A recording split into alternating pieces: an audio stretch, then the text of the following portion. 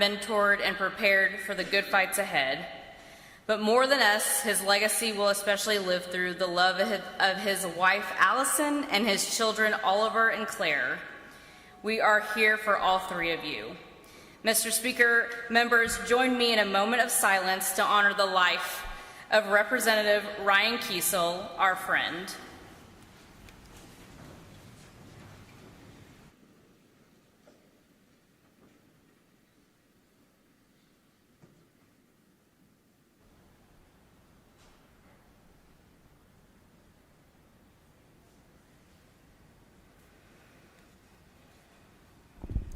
Thank you, Mr. Speaker. Thank you, members. Leader Munson, you're recognized to introduce the doctor of the day. Is my doctor here? Did you bring him? We're getting our first day jitters out. Nice to have you, Mr. Speaker. Recognize? Yes. Thank you, Mr. Speaker. Members, Dr. Bradley Margo, president of the Oklahoma County Medical Society, began his career as an orthopedic surgeon with McBride Clinic in 2009. He grew up here in Oklahoma City and attended the University of Oklahoma, where he majored in finance. Dr. Margo always knew he wanted a career in medicine after learning about it from his grandfather, Dr. Marvin Margo, who was Oklahoma County Medical Society president in 1967. Dr. Margo attended OU College of Medicine and graduated in 2003.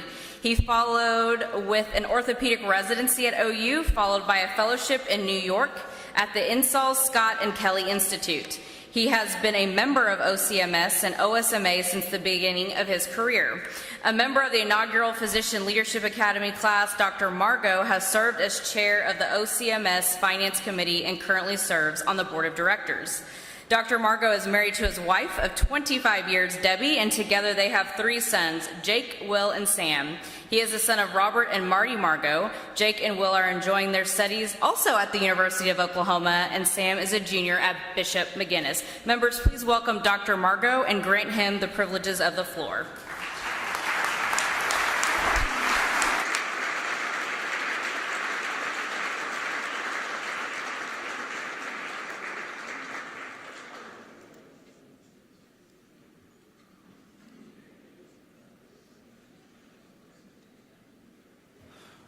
Great to have you today, Dr. Margo.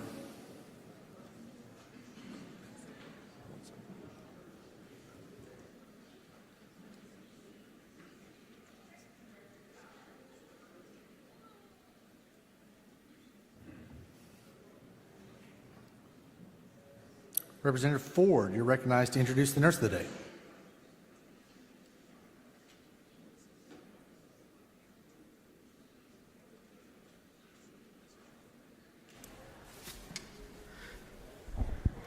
Thank you, Mr. Speaker.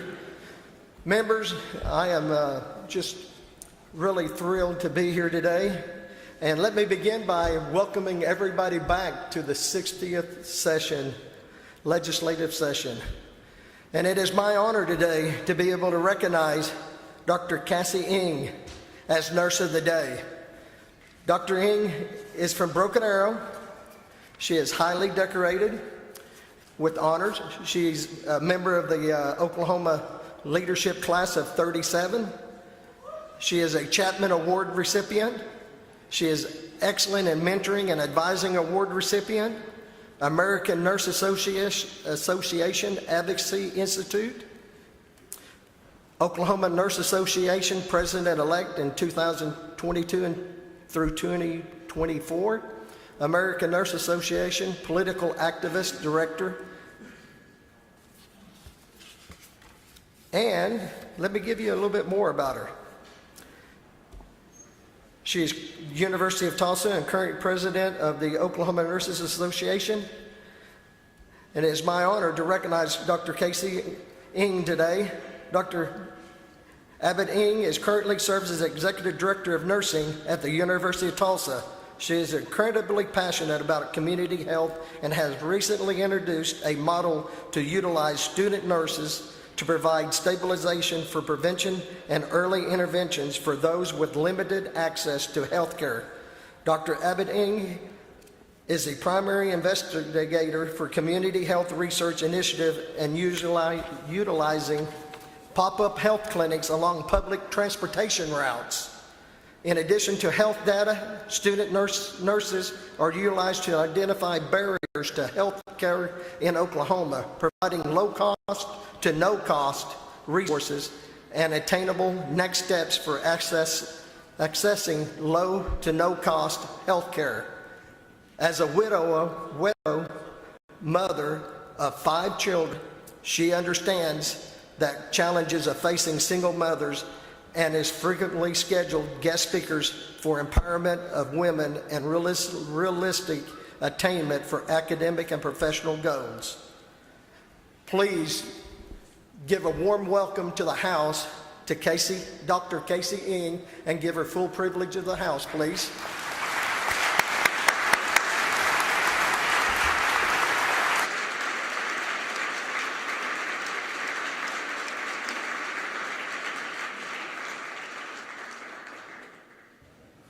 Dr. Ng, we're delighted to have you. Welcome to the People's House.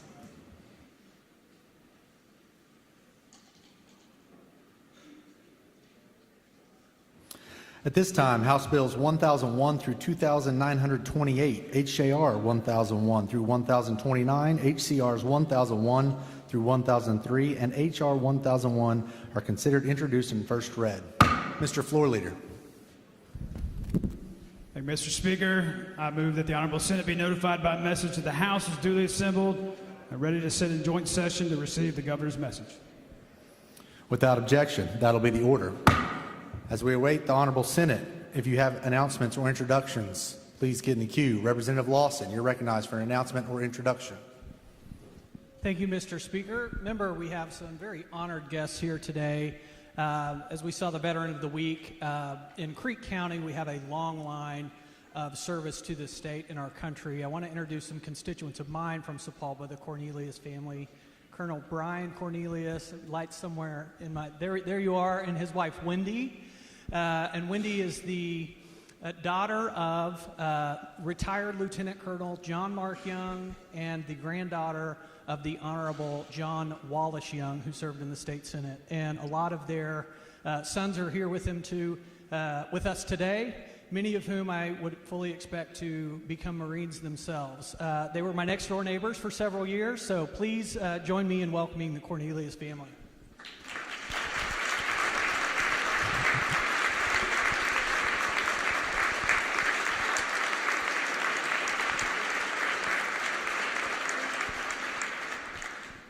And Mr. Speaker, if I may, I am partial. My favorite constituents are here. My beautiful wife, Pam Lawson, who allows me to come down here and do this year after year. My mother, Vicki Byer, has made the journey today. My stepson, Asher Hewlin, and the curly-headed little girl up there who is Daddy's little lady, little Ivy Ruth Lawson, are with us today. Guys, I love you. Thanks for letting me come down here and do this. Thanks for being here.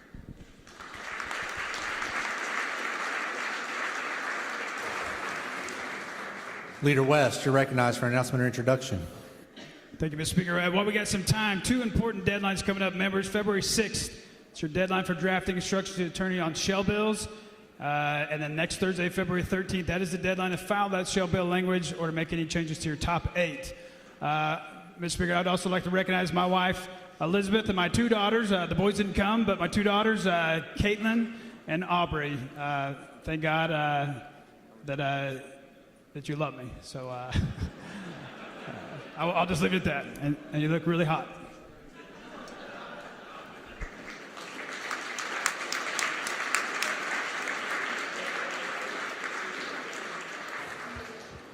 I also thank God those beautiful little girls got their looks from their mother. Representative Fugate, you're recognized for an announcement or introduction.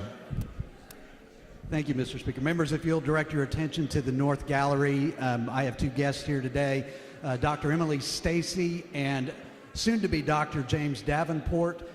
These two are responsible for teaching the next generation of students at the college level about the work we do and trying to make sense of it. They are joined today with a star pupil of theirs by the name of Shanacy, and I'm not seeing her. She must be here someplace. But if you would welcome them, I appreciate it. Thank you.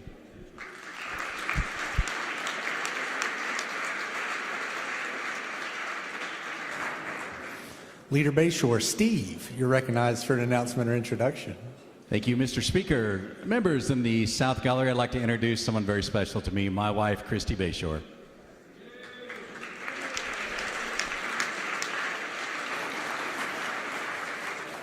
Leader Munson, you're recognized for an announcement or introduction.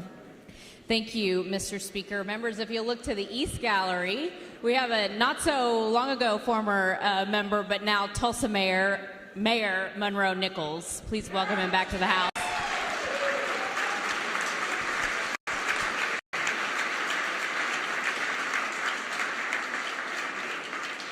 Leader Munson, you're recognized. Thank you, Mr. Speaker, and also with him on his staff, former Representative Shane Stone. Please welcome him back to the House.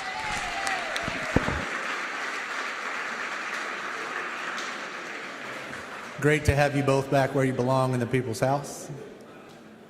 Representative Stairs, you're recognized for an announcement or introduction. Thank you, Mr. Speaker. Appreciate that. Members, I would like to take the opportunity real quick to introduce my wife, Lisa, who is over here in the South Gallery. Lisa, if you would still please stand up. Beautiful blue dress. Thank you very much. It's great to have you here. Love you, hon. Representative Ford, you're recognized for an announcement or introduction. Thank you, Mr. Speaker. This is the first time that I've been able to introduce my wife since Representative McDougal's not here anymore. So in the South Gallery is my lovely wife, Lisa Ford.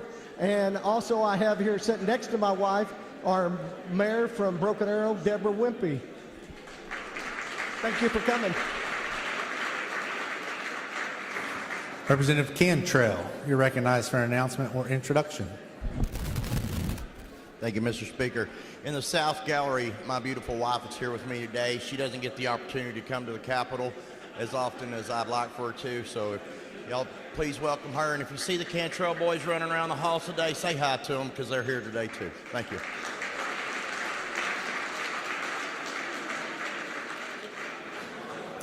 Representative Luttrell, you're recognized for an announcement or introduction of everyone's favorite.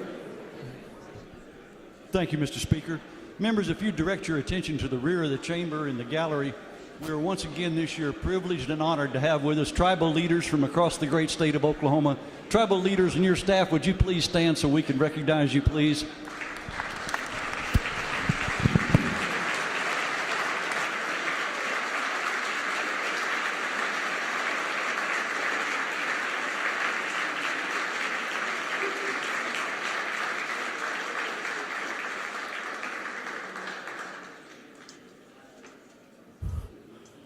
Representative Fettgatter, you're recognized for an announcement or introduction.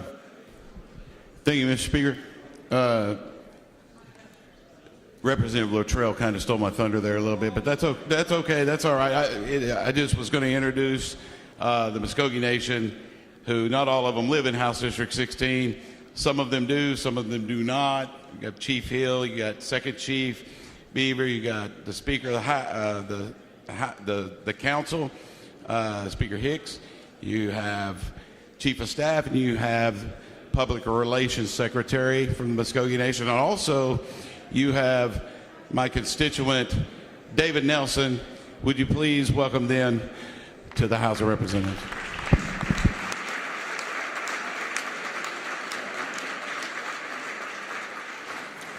Representative Schreiber, you're recognized for an announcement or introduction. 22 years ago today, my oldest daughter was born, and like every parent, brother, sister, mom, dad, grandpa in this room, my life was changed forever. Happy birthday, Sadie. We love you. We let you go off to college. Now come on home. Oklahoma's waiting.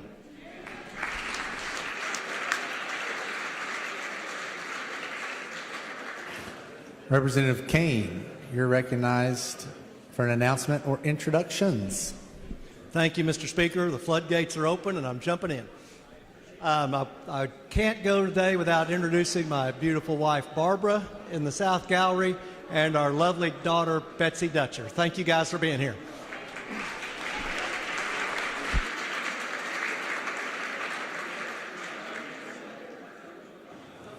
Always a good day to have both of them in the People's House. Representative Williams, you're recognized for an announcement or introduction. Thank you, Mr. Speaker. Members in the East Gallery, I want to recognize one of, I believe, Oklahoma's greatest leaders of all time. He's been the chief of the Chickasaw Nation for many, many years, and he's a wonderful friend and great, great Oklahoman, Governor Bill Anatubby. Bill, would you be recognized, please?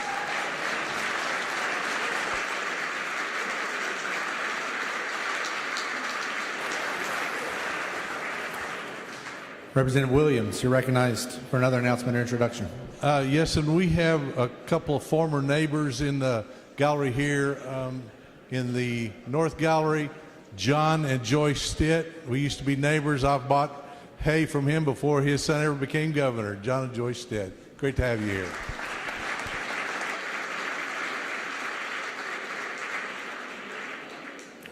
Representative Townley, you're recognized for an announcement or introduction.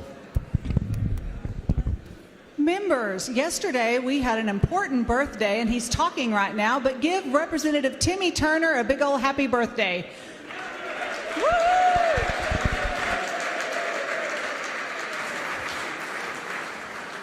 Representative Hassenbeck, you're recognized for an announcement or introduction. Thank you, Mr. Speaker. I'd like to introduce two of our university presidents. We have Kyle Stafford in the back. Hello. And we have Joe Harris from the University of Oklahoma in the back. Welcome, gentlemen.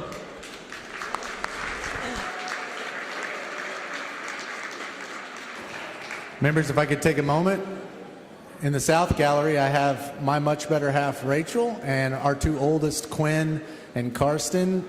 Cohen was too cool and wanted to hang out with Miss D, so she's in 406. Welcome them to the People's House.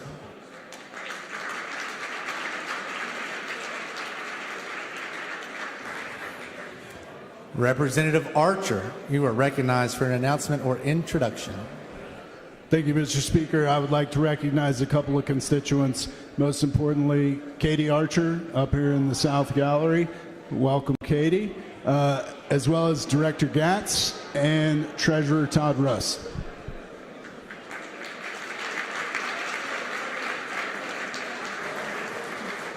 Always good to have all three of them in the People's House.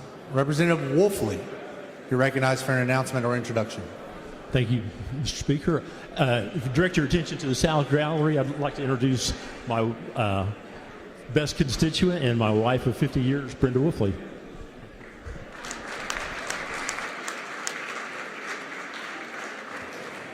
Representative Pittman, you're recognized for an announcement or introduction.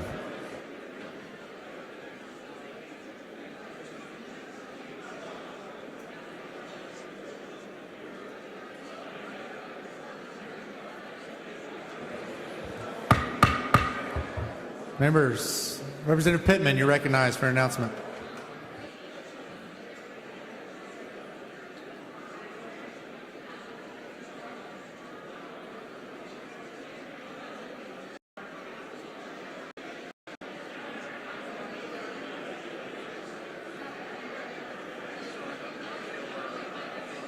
Representative Pittman, your microphone is for some reason not working. Could you go to Representative Deck's microphone? Let's move over to Representative Deck's microphone, but you're recognized, Representative Pittman.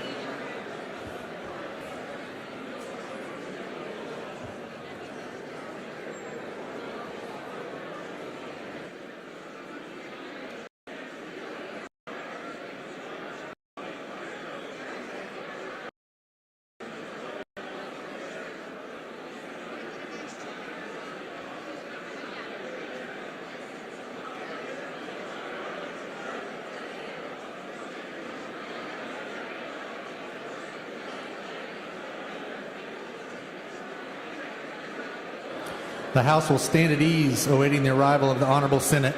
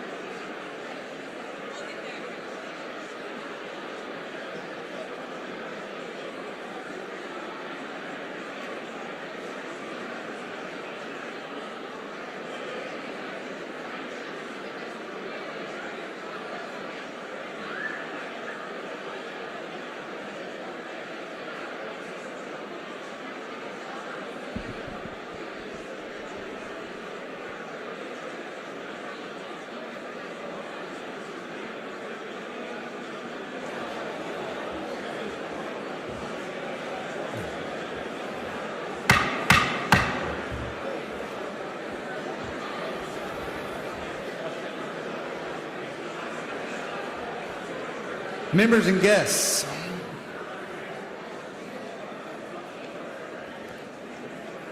welcome to the second joint session of the first regular session of the 60th Oklahoma Legislature.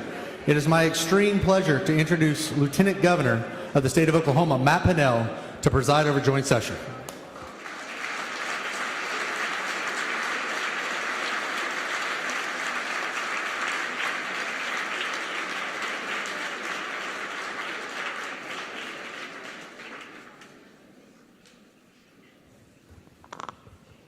Welcome, ladies and gentlemen, and honored guests. It is my distinct privilege to call the second joint session of the first regular session of the 60th Oklahoma Legislature to order. Senator Daniels, you are recognized for a motion.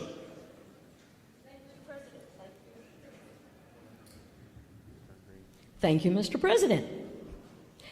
I move that the attendance roll call of the Senate be considered the roll call of the Senate in joint session. You've heard the motion. All those in favor say aye. Aye. All opposed, nays. The ayes have it. The motion is adopted. Representative Josh West, you are recognized for a motion. Thank you, Mr. President. I move that the attendance roll call of the House be considered roll call of the House in joint session. You've heard the motion. All those in favor say aye. Aye. All opposed, nay. The ayes have it. The motion is adopted. I hereby declare a quorum of the House and Senate present and a joint session of the Oklahoma Legislature duly assembled. Ladies and gentlemen, serving as our chaplain today for the joint session is Pastor Ronnie Wilson. Would the members and guests in the gallery please rise as you are able for the invocation. Following the invocation, please remain standing for the posting of the colors by Choctaw High School Air Force Junior ROTC. Thank you, Lieutenant Governor. Philippians 4:4-8 says, "Rejoice in the Lord always. I will say it again, rejoice. Let your gentleness be evident to all. The Lord is near.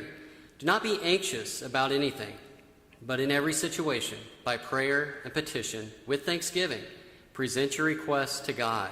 And the peace of God, which transcends all understanding, will guard your hearts and your minds in Christ Jesus." Finally, brothers and sisters, whatever is true, whatever is noble, whatever is right, whatever is pure, whatever is lovely, whatever is admirable, if anything is excellent or praiseworthy, think about such things. I invite all of Oklahoma to pray. Lord, we rejoice in a new session filled with opportunity. We do not know what tomorrow holds, but we are confident in who holds us.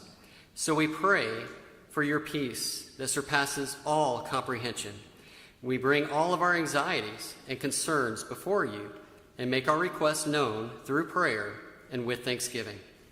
Teach us to think about the honorable, righteous, pure, and lovely. We desire excellence in our thoughts and in our focus. Thank you for each member. Guard their hearts and their minds in Christ Jesus, and through them, bless the great state of Oklahoma, our home, in Jesus' name. Amen.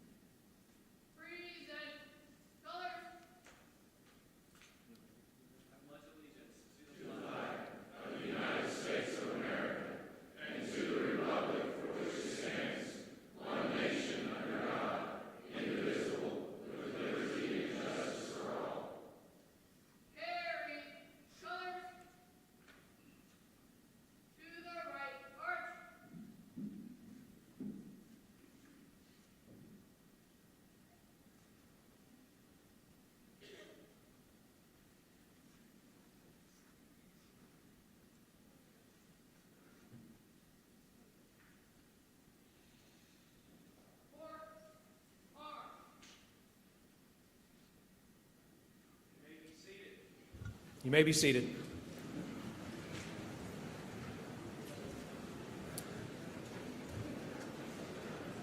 But just briefly, ladies and gentlemen, please join me in recognizing the officers of the executive branch and statewide officials.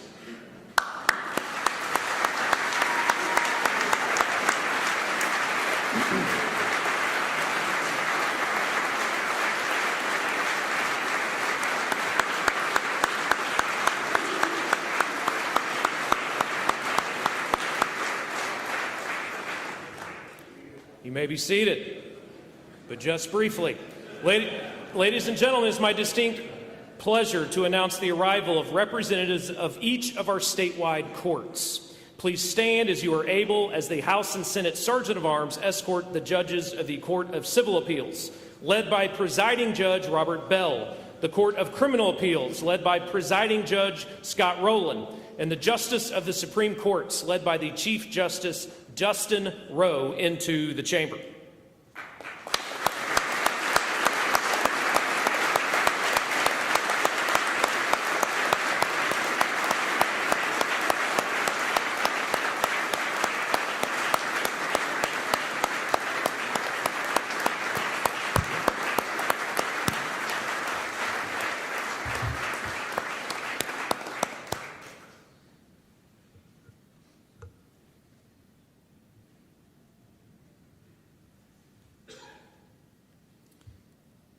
You may be seated. Senator Daniels, you are recognized for a motion. Tell me when the light comes on.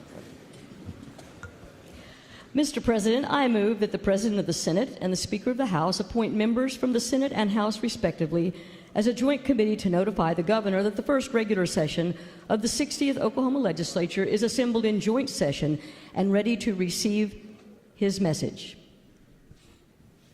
As the President of the Senate, I am appointing the following senators to serve on the Governor's Escort Committees. Senator Yeck, Senator Rader, Senator Stanley, Senator Daniels. Speaker Hilbert appoints the following representatives from the House: Representative Banning, Representative Duell, Representative Manger, Representative Maynard, Representative Roberts, and Representative Kevin West. The Chair recognizes Senate Sergeant of Arms Adam Kane for an announcement. Mr. President, the Joint Committee from the House and the Senate and the Chief Executive, the Governor, the Honorable Kevin Stitt.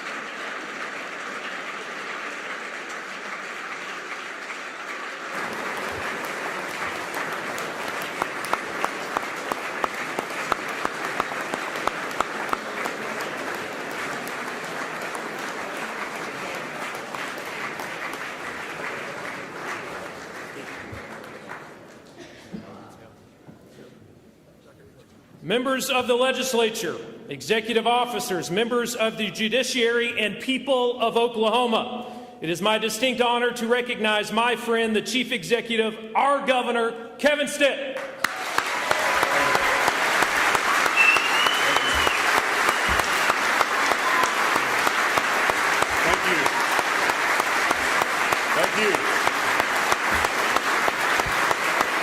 Thank you.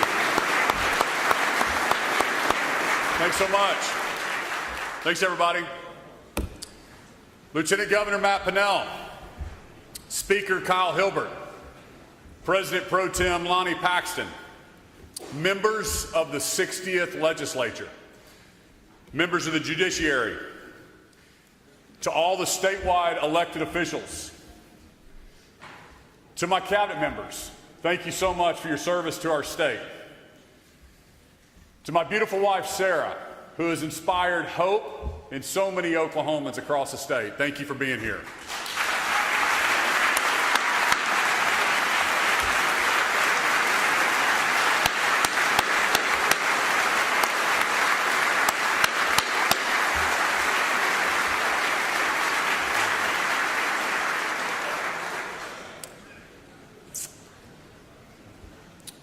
To the tribal leaders, thank you so much for being here.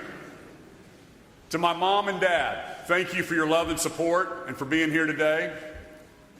To my children who are here, I know it was either school or come hear Dad talk, but I appreciate the effort. And most importantly, to my fellow Oklahomans, I am so thankful to my Heavenly Father for allowing me to stand before you today to deliver my 7th State of the State address. And I am so excited to make 2025 the very best year in our state's history.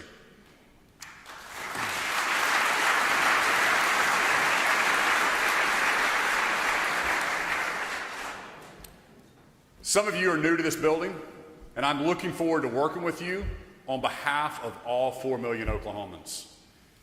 Many of you are seasoned veterans, and we have gotten so much done over the last 6 years together.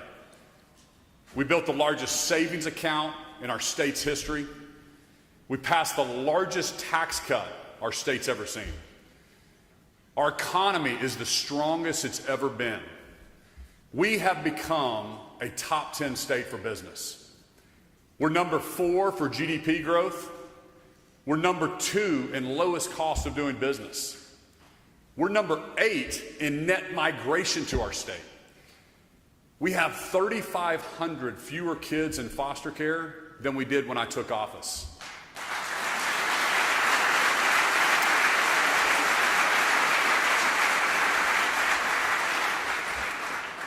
I'm here to tell you, the state of our state is the strongest it's ever been, and we're not done yet.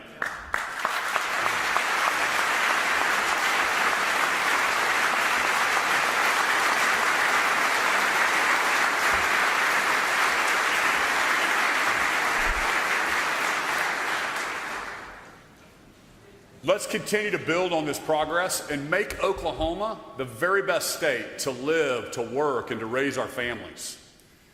For those of us in this room, I want to remind you, we are here for such a time as this.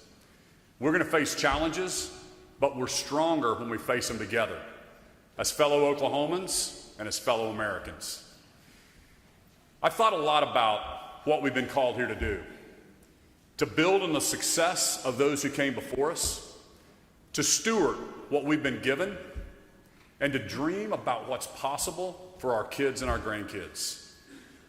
I believe we're here to pursue something greater than ourselves, something that will show the world what Oklahoma is all about. Winston Churchill said, "The price of greatness is responsibility." That means sacrificing now for future benefit.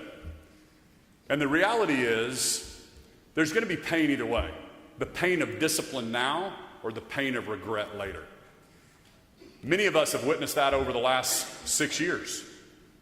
If I take us back to 2018, the state was facing massive budget deficits, and we had nothing in savings. And over the next 6 years, we said no to good ideas in the moment so we could say yes to the well-being of future generations of Oklahomans. And because of that discipline, we got to come together as Republicans and Democrats to say yes to cutting the grocery tax last year.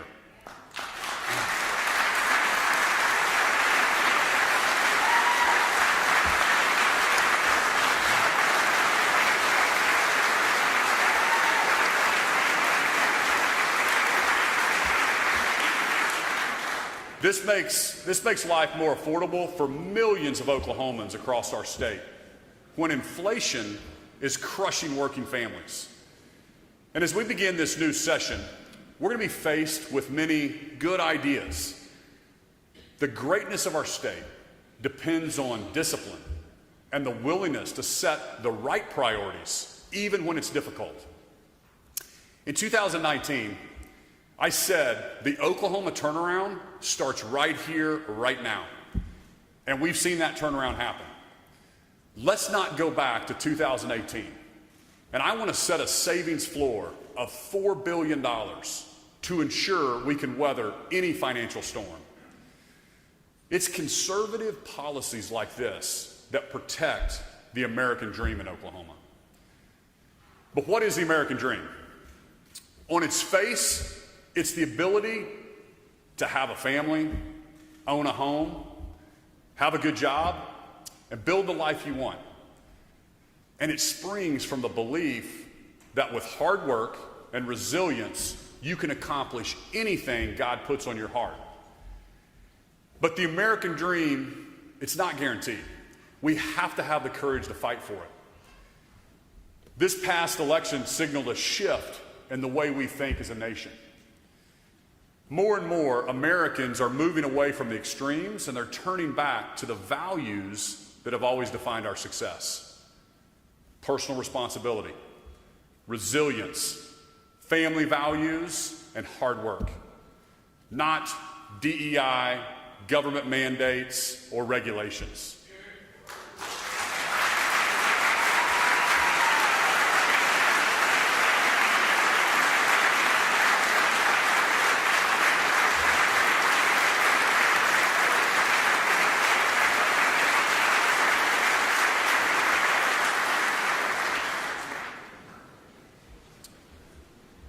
Not extreme ideology, gender ideology, not Green New Deals or open borders. Americans voted for courage. They voted for freedom. They voted for the American dream, not more government. We have a mandate to support and pass conservative, limited government legislation that makes the American dream possible for all 4 million Oklahomans. In order to do that, we need to commit to these 4 principles. We need to, number 1, protect Oklahoma taxpayers. Number 2, let's be the best state for business. Number 3, let's safeguard our savings. And number 4, let's protect the Oklahoma way of life. These ideas aren't controversial, but they will require tough choices. They will require sacrifice. They will require that we trust that Oklahomans know how to spend their money better than the government can.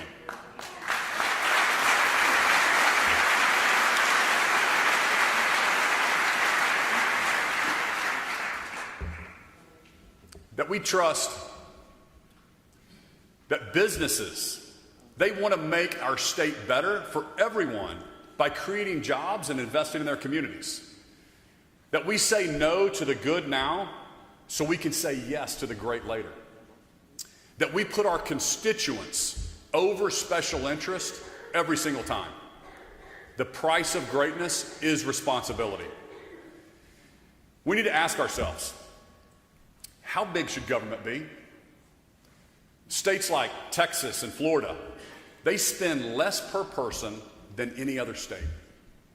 They also have no income tax. And you don't hear anyone complaining about their roads, their schools, or their hospitals. States all around us, Nebraska, Missouri, Arkansas, Colorado, even Louisiana, are cutting their income taxes and have lower rates than we do. If we don't act quickly, we're going to be left behind and we're going to be considered a high-tax state. So I'm calling for half and a path, a half a point cut to the individual and the business income tax, and a path to zero income tax.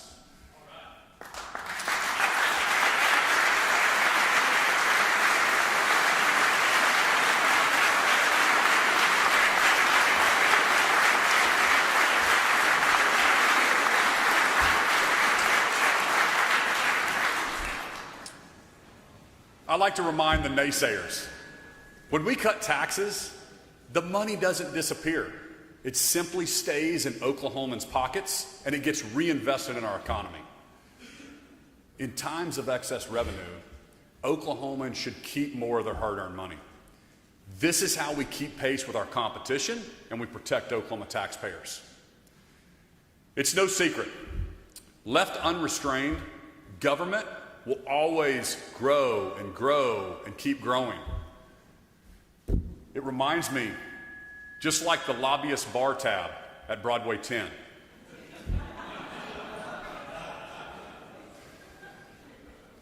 President Trump and Elon Musk, through Doge, will determine the economic trajectory of our nation. By cutting the size of the federal government, we can finally start having an honest conversation about our national debt. If we continue on the path we're on, we're going to be caught in a death spiral. Government is overspending, causing inflation to rise rapidly. To deflect the burden of rising costs, federal government expands more benefits for more people. More people end up relying on the government, resulting in more deficit spending. It's a great big cycle. And now we are spending a quarter of our federal income, 25%, to make interest-only payments on our national debt. That's more than we spend on our national defense. I was at Mar-a-Lago a few weeks ago, and I talked to President Trump about Doge. And I'm excited about the momentum, and we're going to build on it here in Oklahoma. Today, I'm launching Doge OK to keep the focus on flat budgets and limited government.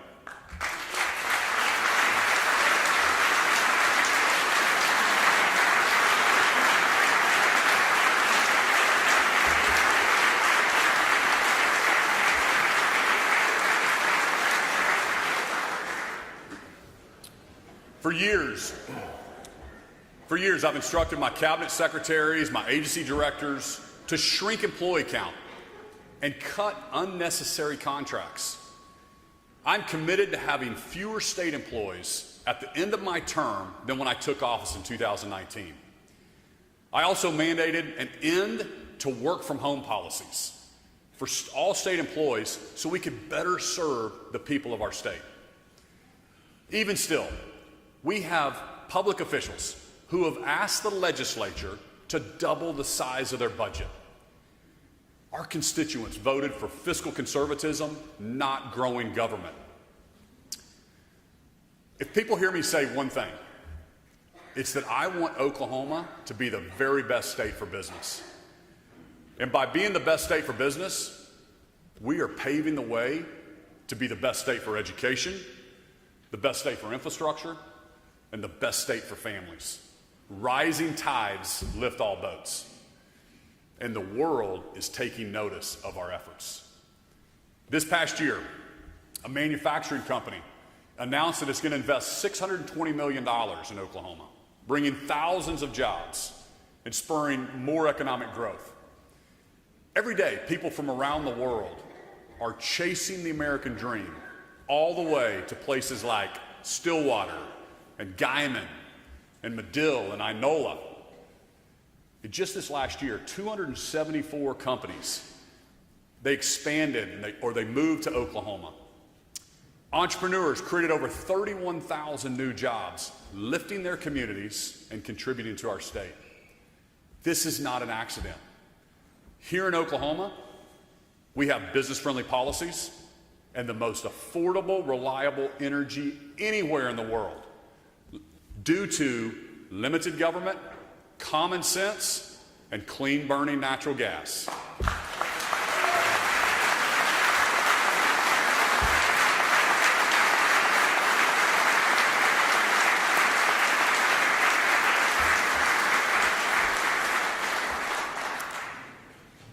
Because of that, our state has more opportunities than ever.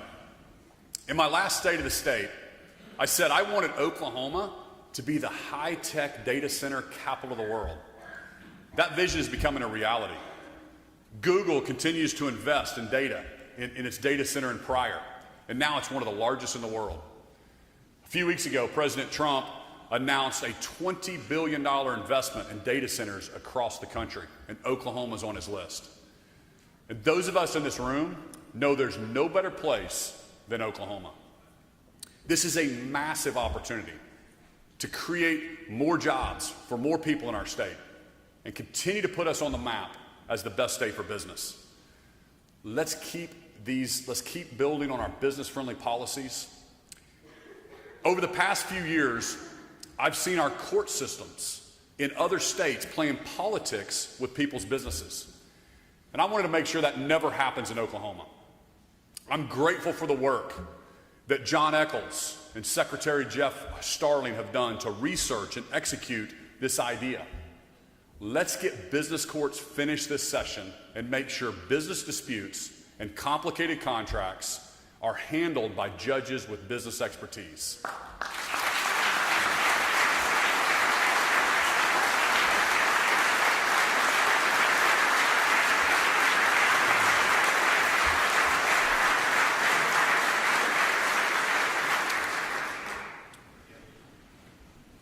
It's policies like these that make our state something to brag about. In addition to our amazing business-friendly policies, we have a wealth of natural resources to make our state the best place to do business. Oil and gas giants like Devon and Continental and ONEOK, they continue to grow their footprint here. Expand Energy made its home in Oklahoma City and is now the largest natural gas producer in the entire nation. Our energy industry is a driving force in our economy, and when they are free from politically motivated barriers and overregulation, they can power our nation and the world.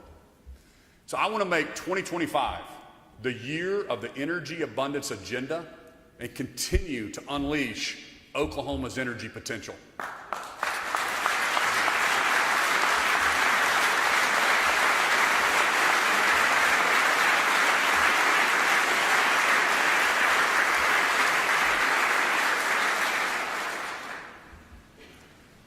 So let's make sure we can build more generation on the meter and behind the meter to keep our energy the most affordable and reliable in the nation. Because we're top 10 for business, it's time we make sure we're top 10 in education. When Oklahomans elected me, they elected a businessman with a fresh set of eyes to challenge the status quo.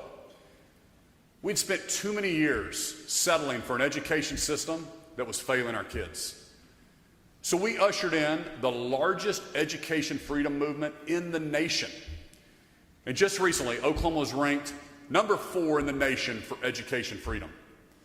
I believe that when you inject competition, everyone gets better. And we're seeing that here in our school systems. We passed open transfers in our state. Now kids aren't trapped in a neighborhood school. Then we passed a tax credit so money could follow the student. Now thousands of kids can go to the school where they learn best. We paved the way for the first ever religious charter school in the nation.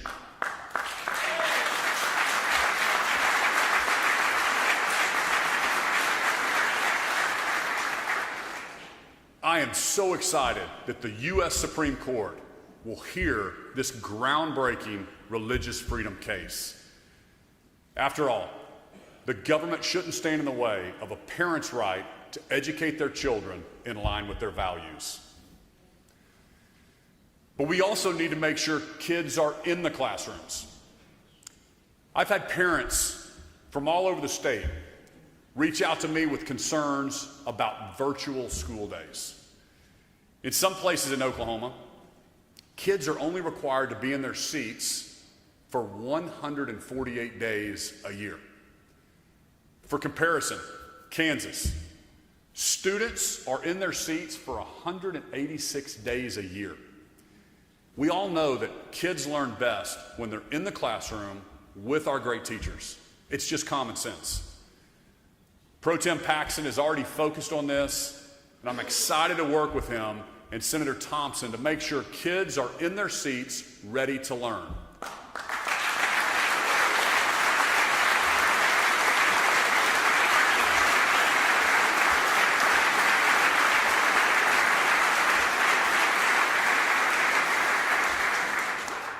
So let's eliminate virtual days in our public schools altogether. If kids aren't leaving high school college ready or career ready, we haven't done our job. I want to sign a bill that creates more internships and apprenticeship programs. If we get this right, we're going to lead the nation in workforce development.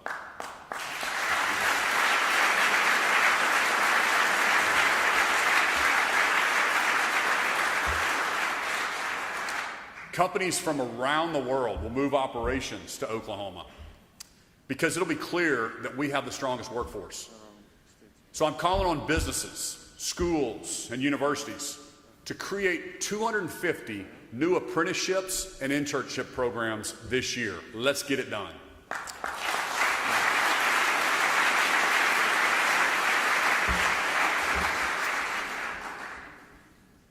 Now that we've got kids in the right classrooms, they need to be free from distractions. This past fall, I challenged schools to implement phone-free school policies. And I want to brag on Rob Miller, who's here with me today. He's the superintendent of Bixby Public Schools. Through his years in education, he's noticed a clear decline in his students' attention and performance as cell phone use has increased in his schools. To him, the solution was clear. Kids learn better when they aren't distracted by cell phones or social media. So he implemented a cell phone-free policy in Bixby Public Schools, and he's seen a huge improvement in his students. Rob, thank you for being here today and for your work to help our students succeed.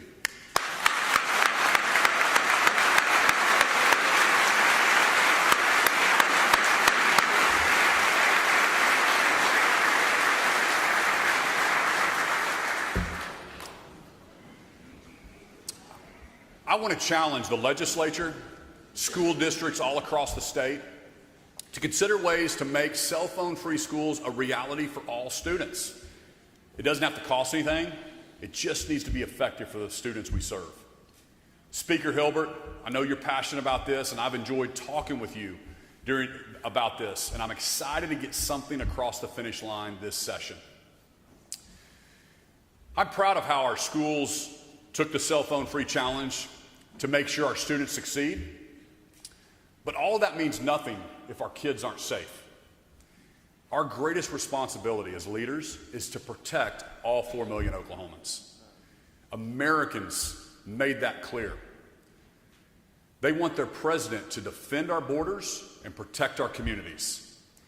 I sent our National Guard troops to Texas to help secure our southern border. We vocally oppose sanctuary city policies and push for the deportation of criminals who were here illegally.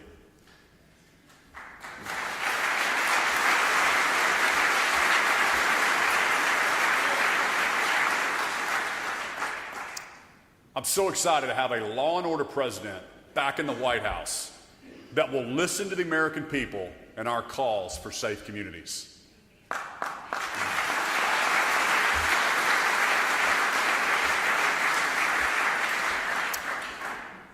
On day one in office, President Trump closed the border and made it clear that illegal immigration would no longer be tolerated.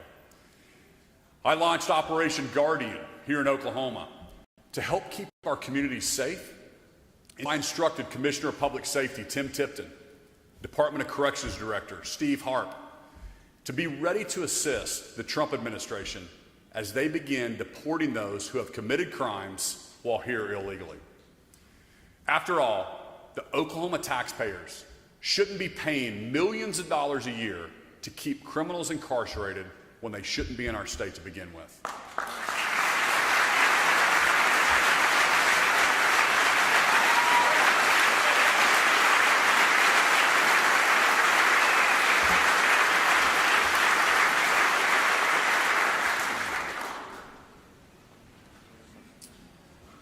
But to have safe communities, we also have to have some common sense. Let me tell you a story about a man named John Stanfield. John made some bad choices, and he spent 15 years in prison paying for them. He served his time, paid his debt to society, and now he's helping give other people second chances at OSU, Oklahoma City Center for Social Innovation. However, he reportedly owes nearly $30,000 in fines, fees, and court costs. That's simply unacceptable. It's time to reform this system and get rid of what is essentially a debtor's prison.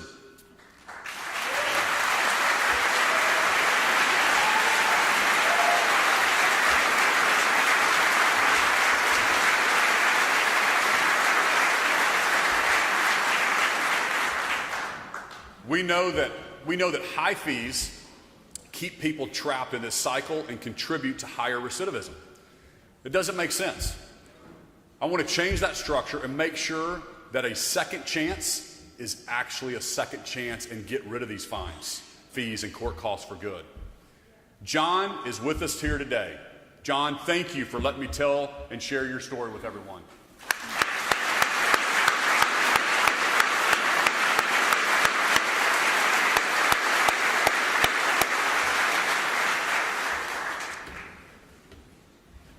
We have made so much progress together. Nearly 40,000 Oklahomans have received a second chance because of our efforts over the last 6 years. We've closed 4 prisons, saving Oklahoma taxpayers hundreds of millions of dollars. We are on a trajectory to top 10, and we're going to continue to lead the nation in common sense criminal justice.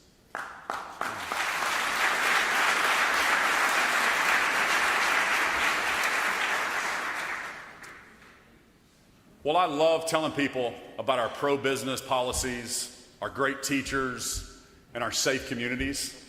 At my core, I love to brag about how much we value faith and family in Oklahoma. And I wanted to cement this priority, so I created the Office of Faith-Based Initiatives. This office focuses on bringing the faith community and the nonprofit community together to solve problems the government can't. Daniel and May Cave, they lived in Choctaw, Oklahoma. They lost their home and all their belongings in a fall tornado. The Office of Faith-Based Initiatives helped connect the Caves with Hera Baptist Church, which provided them with meals, childcare, clothing, and moving assistance. It was the perfect display of the Oklahoma standard, neighbors walking with neighbors. I want Oklahoma to be the example for the rest of the country when it comes to connecting churches and nonprofits with people in need. Daniel and May,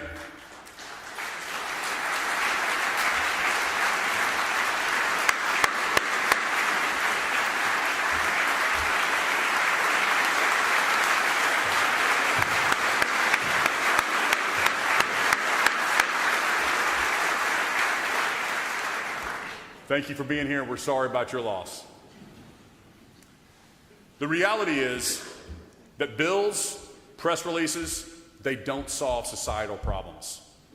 The real work begins at home with strong mothers and strong fathers.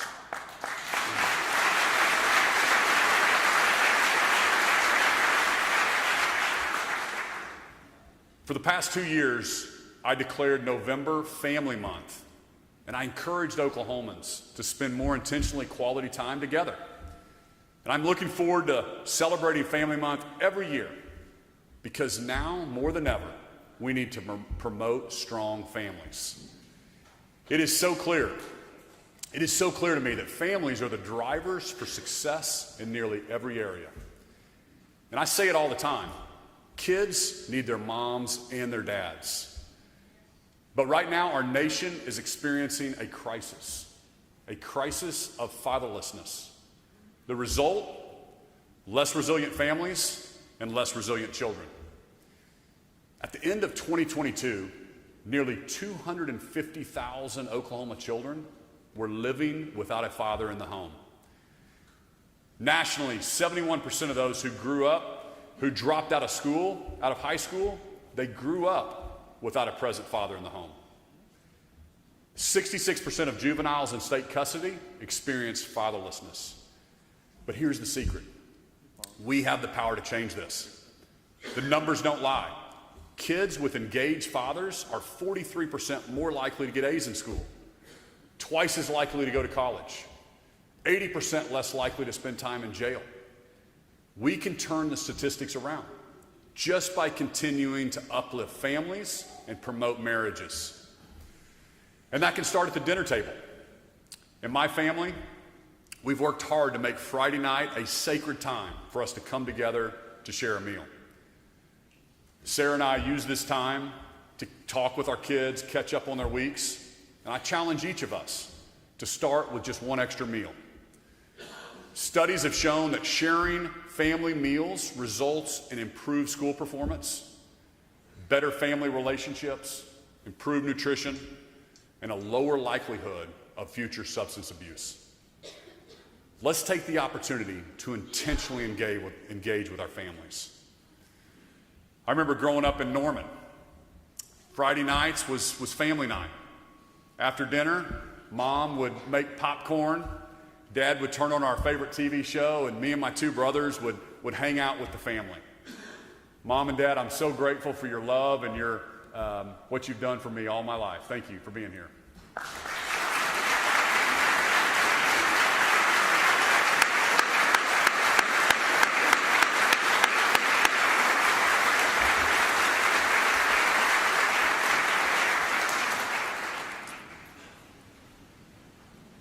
This is how we make the American dream possible in Oklahoma.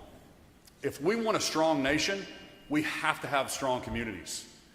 If we want to have strong communities, we have to have strong families. And if we want to have strong families, we must have strong fathers.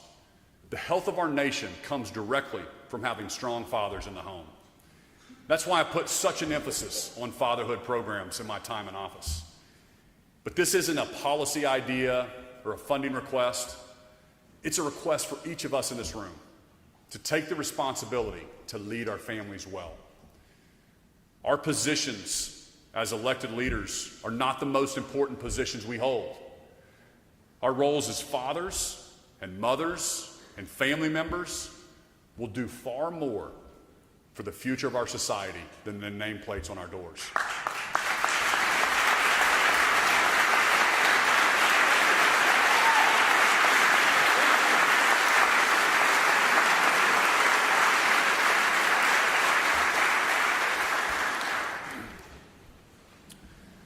There is no higher calling than to raise up kids to be strong men and women of God and to instill in them the values and ethics that are essential to the success of our nation. It takes courage to make the choice to be that present mother or father or grandparent. The American dream depends on families who are willing to step up and change the status quo. President Ronald Reagan, he said there's no institution more vital to our nation's survival than the American family. Here, the seeds of personal character are planted, the roots of public virtue first nourished. Through love and instruction, discipline, guidance, and example, we learn from our mothers and our fathers these values that will shape our private lives and our public citizenship. I want that to be our legacy. A state where the American dream is alive and well because of strong families. Every generation has the same longing for the American dream. In the United States, where every state is a laboratory of democracy, we can see in real time which policies promote the American dream and which ones push it farther out of reach. I want Oklahoma to be known around the world as the state where businesses come because they know that they can operate freely without fear of gotcha bureaucrats or burdensome regulations.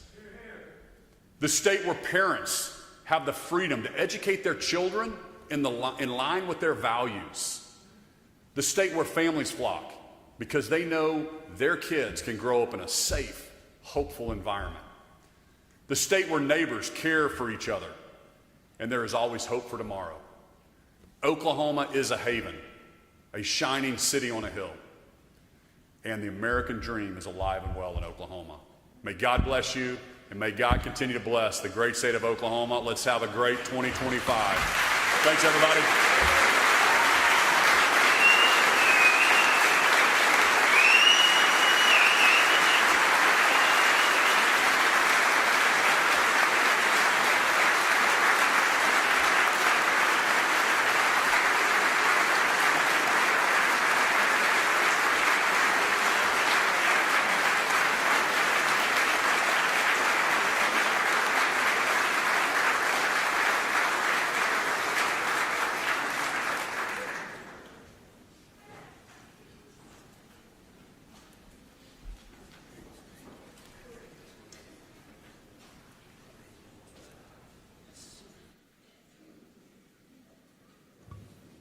Representative Josh West, you are recognized for a motion.